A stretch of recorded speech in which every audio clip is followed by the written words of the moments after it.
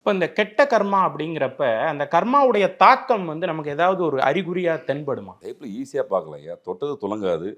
தடைகள் தாமதத்தை ஏற்படுத்தும். திருமண தடை ஏற்படுத்தும். பொருளாதார தடை ஏற்படுத்தும். குலதெய்வ சாபத்த குடுத்துருக்கும்.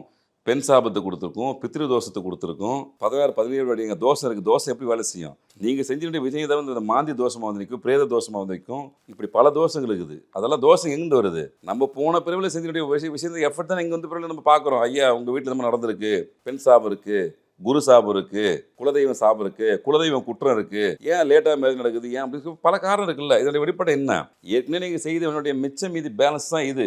இது அதிகமாக ஆக்டிவேஷன் ஆகும்போது உங்களுக்கு தடைகளும் தாமதங்களும் பர்மனெண்ட்டாக இருக்கும். மேக்ஸிமம் பார்த்தீங்கன்னா இப்போ கலப்பு திருமணம் ஈஸியாக பண்ணிக்கிறாங்க, தப்பு கிடையாது. நம்ம திருமணத்தை பற்றி பேச வரல. ஆனால் கலப்பு திருமணத்தில் ஒரு காரணம், தாமதமாக திருமணம் நடக்கும், குழந்தை பிறப்பு தாமதம் நடக்கும், கோத்திரம் மாறும். கலப்பு திருமணம் நடக்கும்போது கோத்திரம் மாறும். அப்போ அந்த கோத்திரம் மாறும்போது குலதெய்வத்தை விட்டுருவாங்க.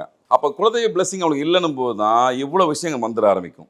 This festive season, travel the world with Grand Royal Tours.